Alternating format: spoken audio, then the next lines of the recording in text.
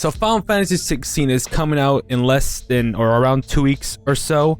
And tomorrow we will get the demo 100%. I just want to make a quick video talking about a wish list that I have for the game. I made a video called Things I Want in Devil May Cry 5 before Devil May Cry 5 was announced. And it was basically a wish list that I wanted to see in the next installment of Devil May Cry 5. But of course, that was just me wishful thinking.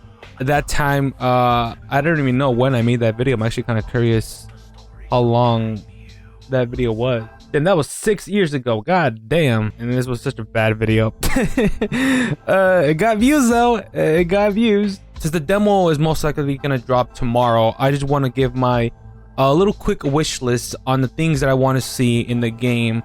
Some stuff that I hopefully we will get to see, some personal stuff that I want to see, maybe some stuff everybody's curious about. Yeah, so these are things I want to see in Final Fantasy 16. Let's rock.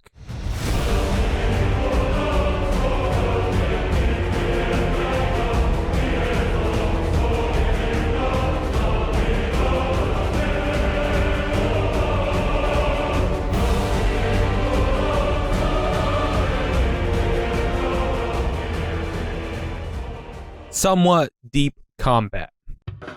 The combat director for Final Fantasy 16 is Ryota Suzuki, who we all know by now has worked on Dragon's Dogma, Marvel vs. Capcom 2, and the big one that everybody's relating it to, Devil May Cry 5.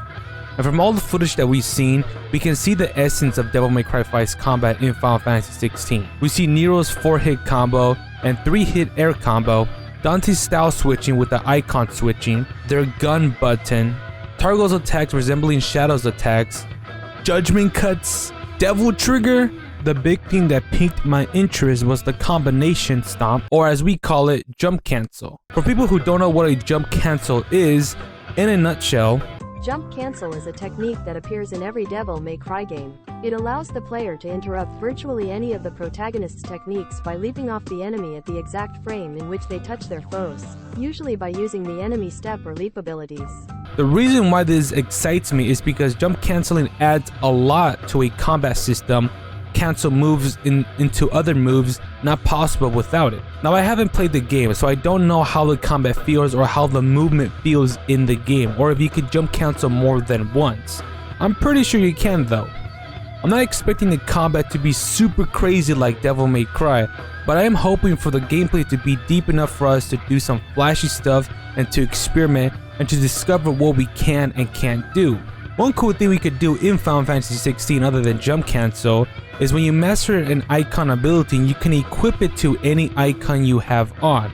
You can have Garuda's Gouge ability equipped on Phoenix, or have Phoenix Rising Flame and Garuda's Gouge ability on Titan. Even if the combat is not that deep, we will definitely have fun with the icon abilities.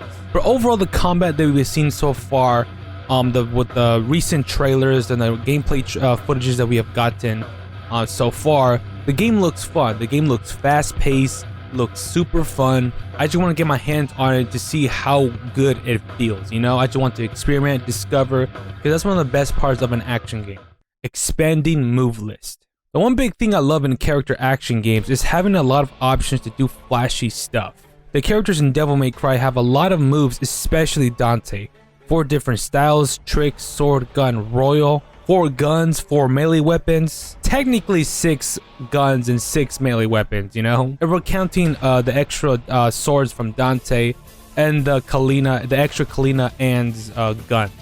It is not required to use all the moves. You don't need to use all the moves to have fun. And I said this before, you know, the game doesn't force you to use all of these options, all of these moves, right? You don't have to use them. You could just stick with your basic sword attack, or your basic, you know, ball rock combo, right? You could just stick with those weapons and rock the Kalina and the shotgun Ebony Ivory, you know, and just have fun. Or if you just want to rock Cerberus, Calavir, or the Devil Sword Dante, you know, it's up to you, you know. You're not required to equip all weapons, all the guns. It's not required, and that's what I love about Devil May Cry. And overall, other action games as well. It doesn't even just apply to Devil May Cry, it applies to other action games as well. There's a lot of action games that have a lot of options, have a lot of moveset.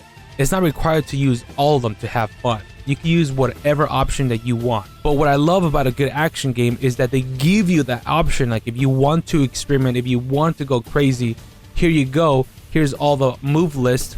Go crazy, you know? It gives you that option, and that's what I love about that. All the moves that we've seen so far look cool, but those are the only ones we've seen, and it makes me think that that's the entire moveset, which worries me a little. We've seen as Clive use his basic 4-hit, 8-hit combo and his 3-hit air combo, as well as his slime attack and his stinger move. One thing I'm wondering about is if Clive will get any more moves. Will he have any directional input moves, any pause combos, or a universal launcher? Maybe we do, or maybe we don't. Maybe they're saving that for the full game. Maybe they want to surprise us, or maybe not. Or maybe that's Clive's entire moveset. I don't know. I just hope that we unlock some new moves that we haven't seen yet as we progress through the game. But the team from Final Fantasy XVI say that they really haven't showed that much. They only showed like the first 8 hours or so. So maybe they're saving some really big crazy stuff until, you know, as we progress further into the game, because to complete the full game it's going to take around 40 hours to complete the entire game, and it's 11 hours of cutscene. So that 30-hour mark is going to be full on gameplay, and hopefully throughout we progress through the game we will unlock more stuff, you know? I just hope there's some cool unlockable stuff as we progress through the game. And it kind of brings me to my next point. Good progression.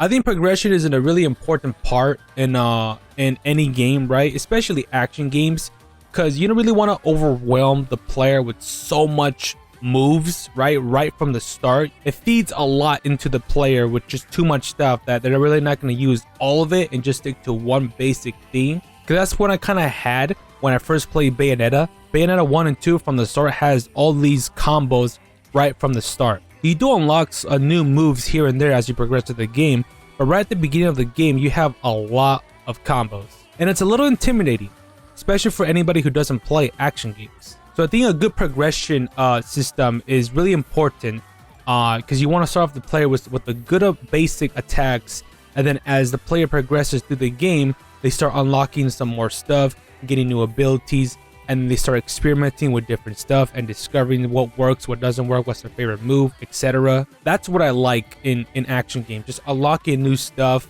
see what I want to try out, etc. And since this is an action RPG, right, hopefully it has a really decent progression system. More icons.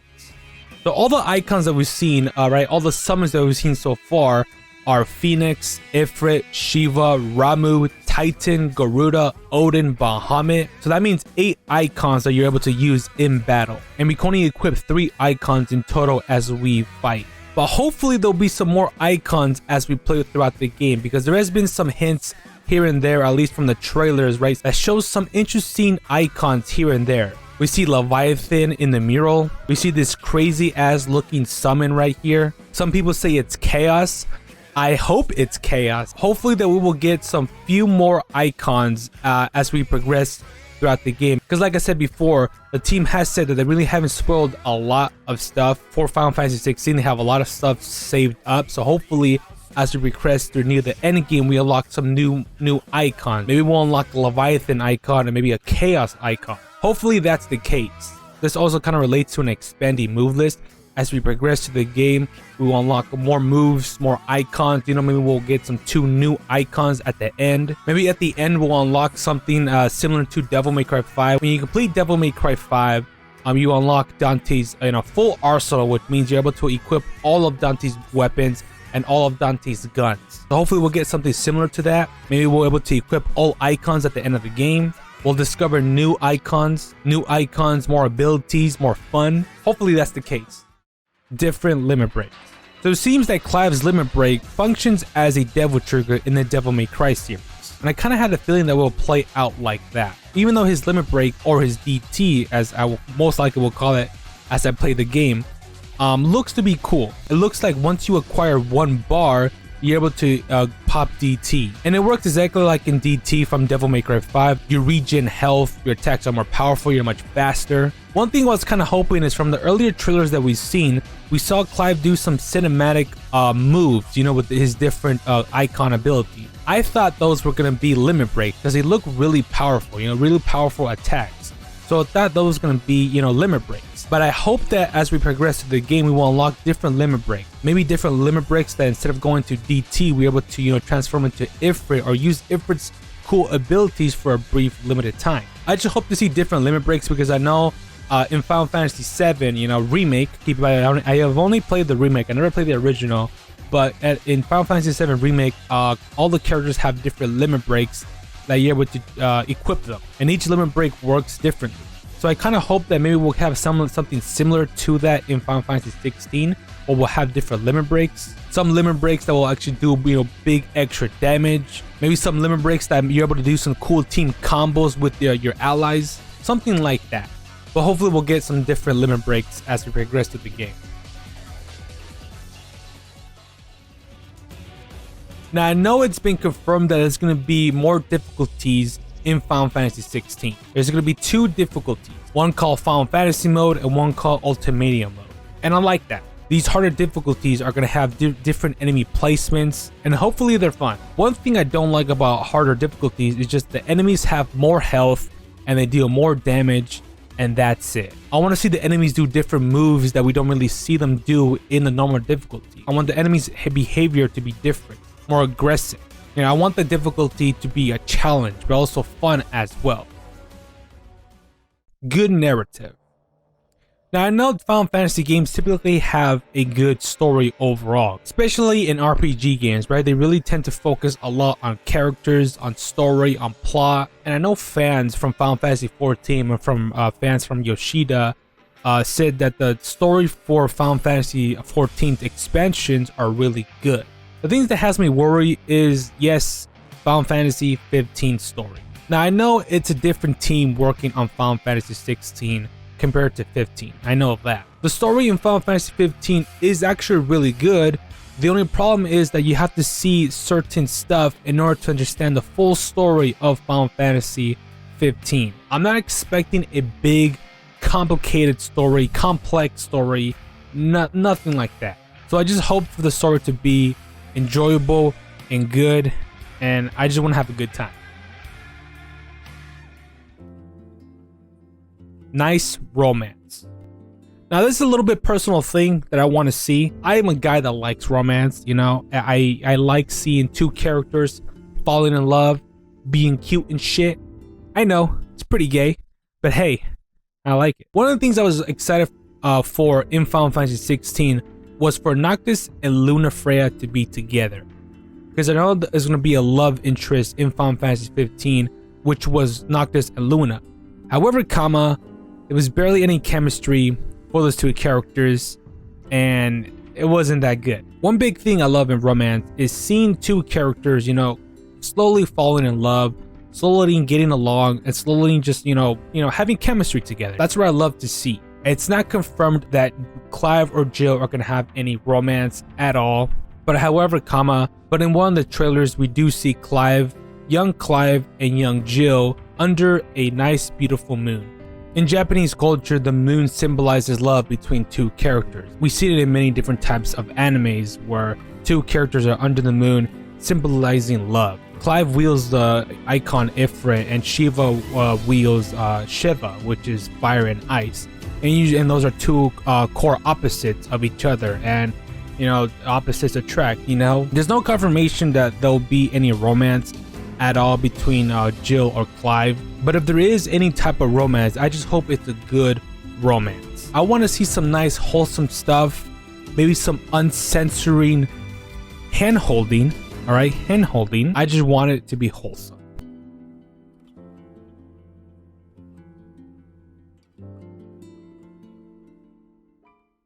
That pretty much concludes all the things I want to see in Final Fantasy 16. I did have some other ones, but they pretty much already got answered. a long time ago. Let me know your thoughts on what you want to see in Final Fantasy 16. What are you hoping to see? Do you agree with some of my points? There's a lot of hype around Final Fantasy 16, and there's a good reason to be hyped. You know, the team behind it, they're working really hard on it. They're basically just polishing the game to make sure there's no bugs. It's not going to be a day one patch. The game has gone gold for a long time. So this game will pretty much be a really good polished game. And I just hope the game to be fun. You know, I just hope the game is fun. I just want to have a good time playing a game. But I'm excited for Final Fantasy 16. I'm really, really excited for this game. I hope it delivers. Hopefully some things on my wish list come true. But we're gonna have to wait and see. Keep in mind the things that I've listed in this video, I'm not sure if they've been confirmed or not. The reason being is because I've been pretty much avoiding everything of Final Fantasy 16 because they have been releasing some new footages, new gameplay footage here and there. I'm not watching anything anymore. The Salvation trailer was pretty much the last trailer I will see of Final Fantasy 16. I'm done. I'm satisfied. I'm already sold. I have the game pre-ordered. I'm ready for the game. I was planning to make this video a lot earlier in the beginning of June, but I really didn't have time to make this video. But I pretty much am clearing my schedule for when the game does release. I do plan on playing the game a lot. I mean a lot. But I'm excited for this game. I really am excited for this game, and my body is ready. So thank you guys again for watching. Hopefully guys you enjoyed. Yeah, and I'll see you guys when the demo drops. Peace.